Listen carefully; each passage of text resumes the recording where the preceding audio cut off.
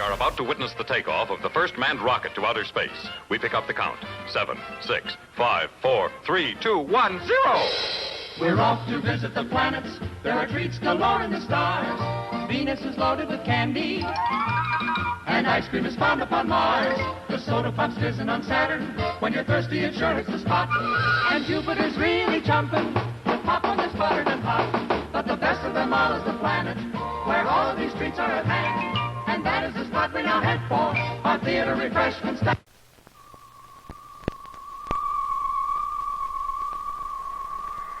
God created the heaven and the earth. And the earth was without form and void, and darkness was upon the face of the deep. And let there be light. And there was, and God divided the darkness. And God called the light day, and the darkness he called night. And the evening and the morning was the first day. It is Christmas Eve. Borman, Lovell, and Anders circle the moon. It is the greatest voyage of discovery in the history of man, taking them 231,000 miles from Earth. And their thoughts turn to the creation. And God called the dry land earth, and the gathering together of the waters called he seas. And God saw that it was good.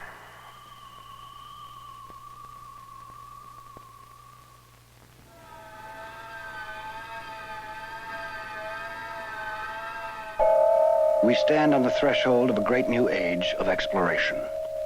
Its ultimate destination, the furthest reaches of the universe. Its goal, the innermost secrets of the cosmos, the key to the very creation of that universe. Unthinkable? Perhaps. But only a dozen short years ago, it had been unthinkable that man would ever orbit around Earth or circumnavigate the moon, let alone land on it. What has happened in the decade of the 60s has been so incredible.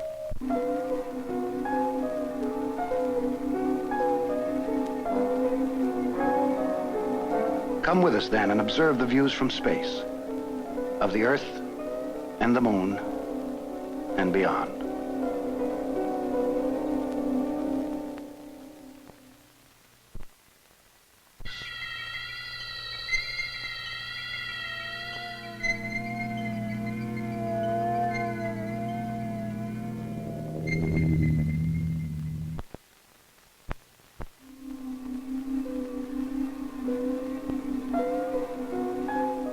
What is in the heavens?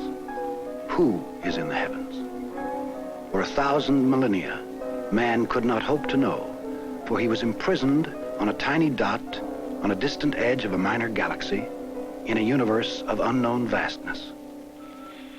Then came Sputnik. In a single moment, man had reached into the heavens. In the scant dozen years since Sputnik, man has gone to the moon, seen it in its starkness, and described it. Actually, I think the best way to describe this area is a vastness of black and white. Absolutely no color. The moon looks a very whitish gray, like dirty beach sand, and with lots of footprints in it. Both these two craters look like pickaxes striking concrete, leaving a lot of fine haze dust.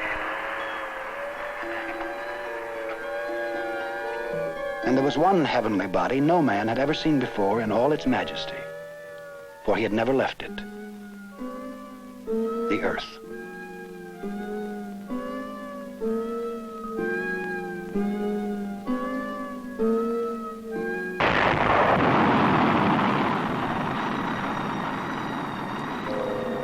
The challenge of space for Americans was voiced in 1961 by President Kennedy. I believe that this nation should commit itself to achieving the goal before this decade is out of landing a man on the moon and returning him safely to the Earth. President Kennedy's challenge and dream will undoubtedly be met, but the cost has been staggering. $36 billion in one decade, involving the imagination and dedication of more than 250,000 men, and the lives of 3, Grissom, Chaffee, and White, who died in a tragic fire caught in a capsule on its pad while training for an Apollo mission.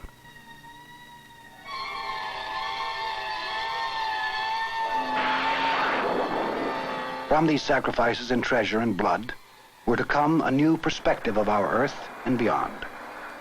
We will view this new perspective as our astronauts have viewed it.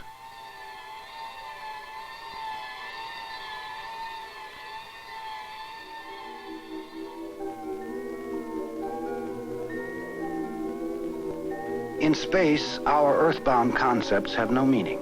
Time, night, day, even up and down as we pitch, roll, and yaw. In space, all is silent. We are far above the roar of storms and ocean.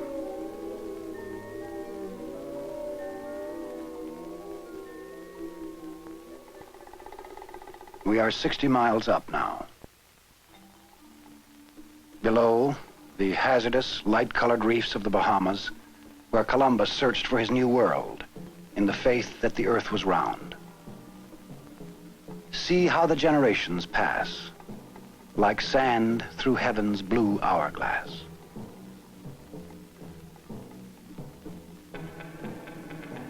We fly over Cuba and Guantanamo Bay, site of the American naval outpost. Past the steep, dark mountains of Haiti now, where Columbus touched land in 1492. Our spacecraft heads over the North Atlantic, eastward, on our voyage of discovery.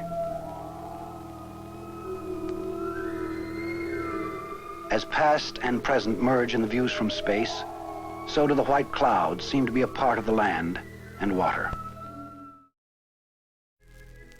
You're watching Sleepcore. Pleasant dreams.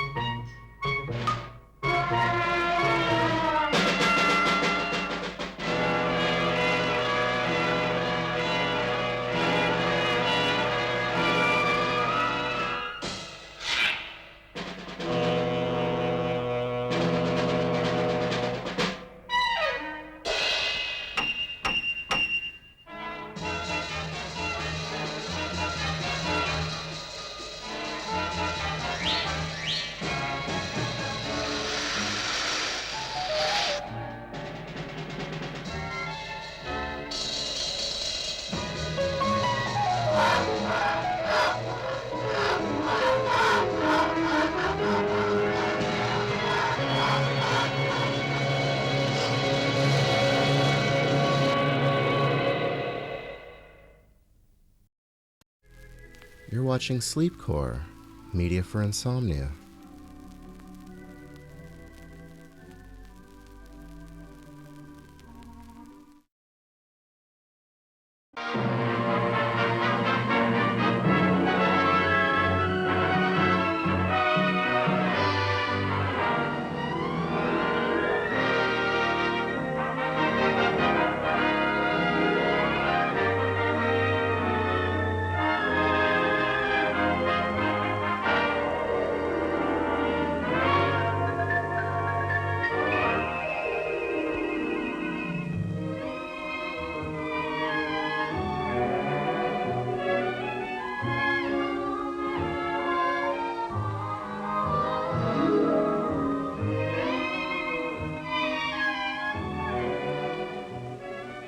The Sabre, thrusting toward tomorrow. This is the mood of the Motorama.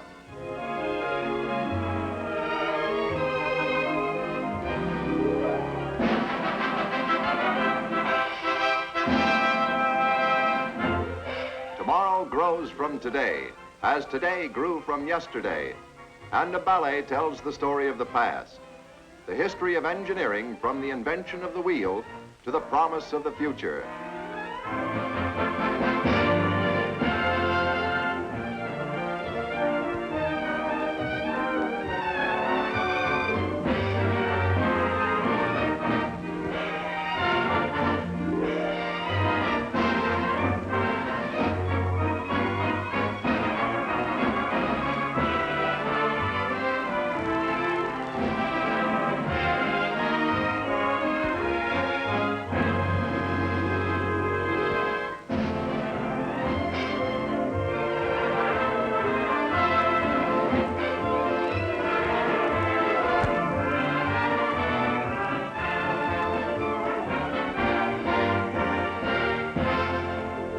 Secretary of Defense Charles E. Wilson and General Motors President Hollow Curtis, among first-nighters at Motorama's opening in New York's Waldorf, explain some of the mysteries of the experimental XP300 to Arthur Godfrey.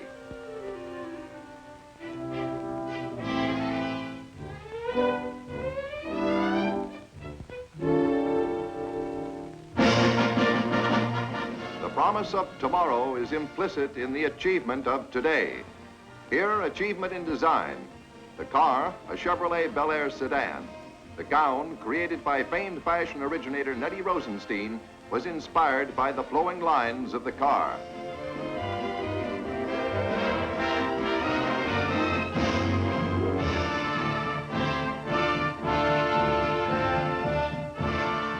Fashion designer Maurice Rentner has created this original gown to match the new dual streak Pontiac.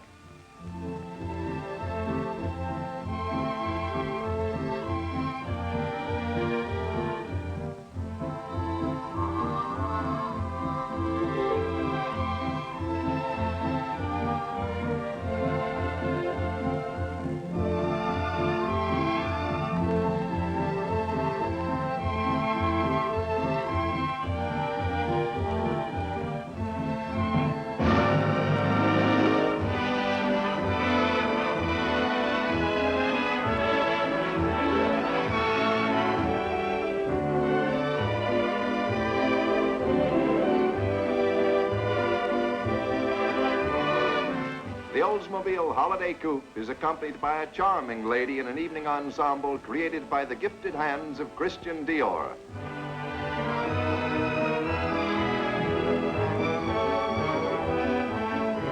Half a century of tradition culminates in this car, the Golden Anniversary Buick.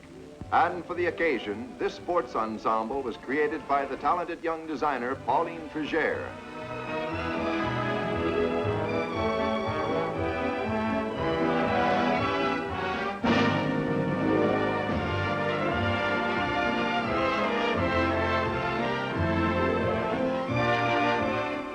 Fashion salutes the standard of the world of motoring, the Cadillac, with a fabulous original created by the inimitable Sophie.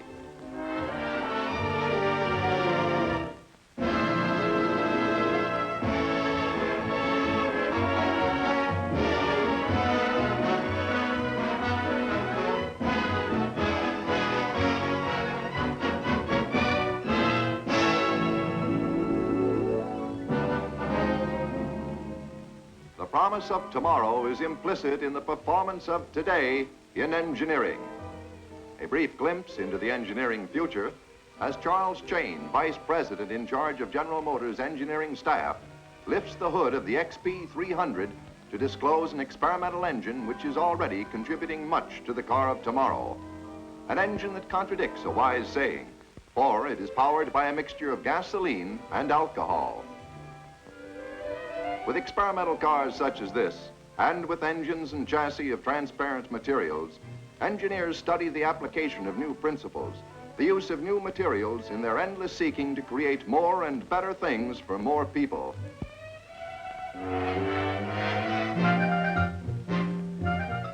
Visitors to the Motorama observe and study the continuing progress of engineering.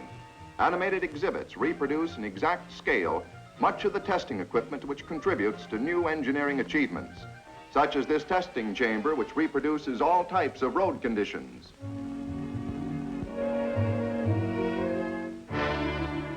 Other Motorama exhibits are simplified demonstrations of engineering operations.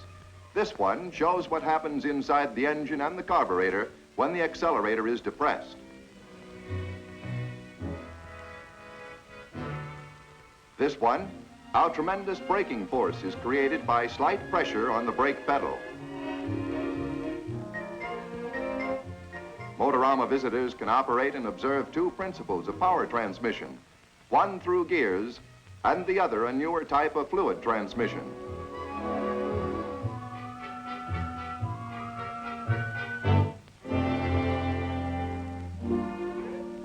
Of great public interest is the operation of power steering.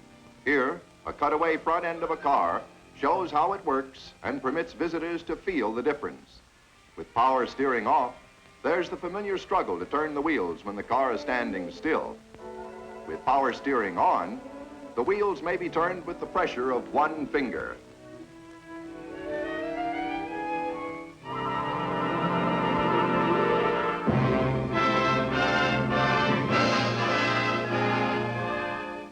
The promise of tomorrow. This is the mood of the Motorama. A promise made explicit by customized cars such as this Chevrolet Corvette. These cars embody principles of design and engineering that foretell future motoring.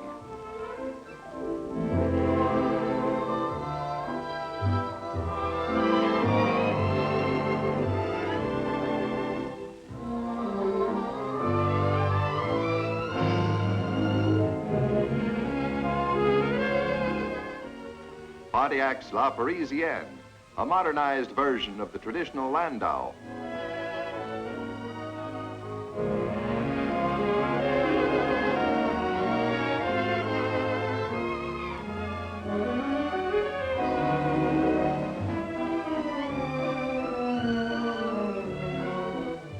Oldsmobile Starfire.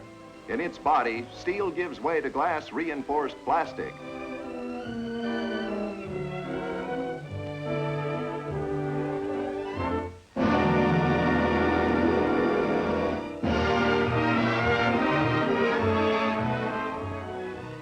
Buick's XP300, an experimental laboratory on wheels.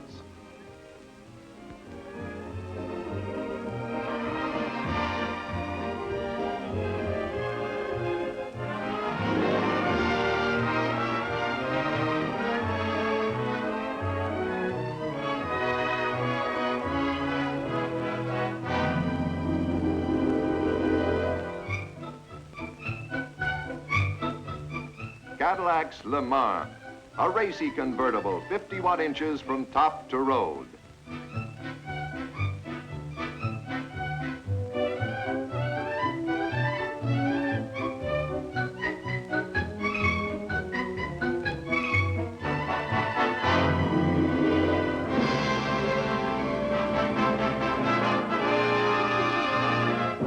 The Sabre, supreme promise of more and better things for more people in the world of tomorrow.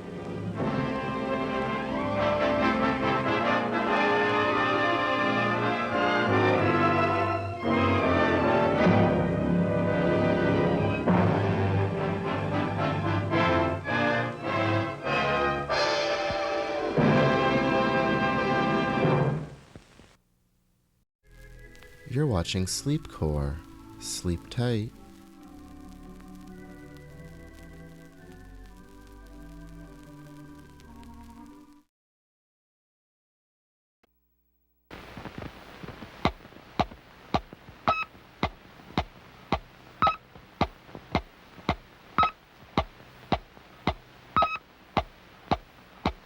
And now stand by for adventure. 3, 2, 1. In the exciting story of Satellite of Death.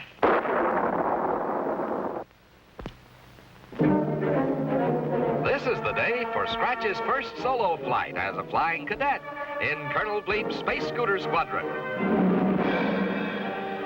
With a snappy salute, the caveman cadet leaps aboard his speedy craft. Then off he goes, heading straight to the north and into the wildest, most terrifying adventure of them all. Already the ground below is solidly covered with ice and snow. Around the North Pole, Scratch soars.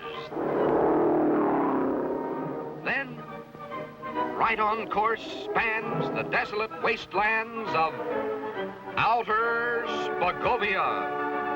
Suddenly, Scratch is caught in a frigid snow cloud.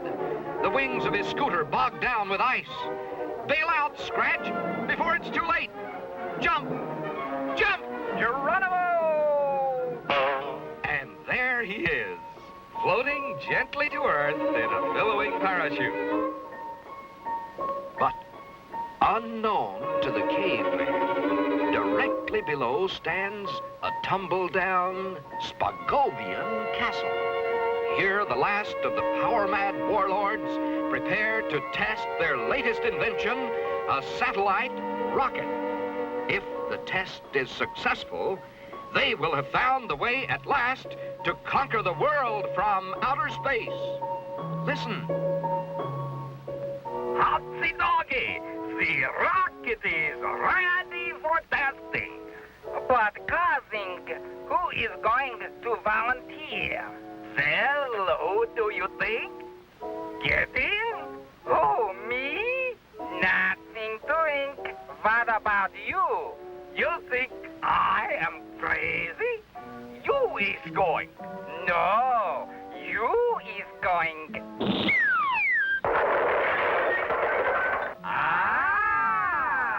He is going. Quick, cousin, stick him inside before he wakes up. If he comes back alive, we will soon rule the world. Fire when ready. Good grief! They've done it! There goes poor Scratch, trapped inside a speeding test satellite. Meanwhile, back on 00 Island, Little Squeak and Colonel Bleep desperately try to contact their missing cadet. Then, through his powerful radar scope, the Colonel sights the speeding satellite, and the X-ray attachment shows the bewildered caveman trapped inside. Rapidly, the missile circles the Earth, but Bleep knows it is doomed to crash in only a matter of minutes. Closer and closer it sweeps until suddenly it is skimming the ocean in a headlong dash toward 00 Island itself. In a flash, Bleep streaks into action. With his powerful gyro blades, he whips up a windstorm of hurricane force, slowing the Sputnik to a gentle stop. The dazed Scratch is safe at last. Now, with the speed of light, the Colonel hurriedly gathers an armload of hornet nests.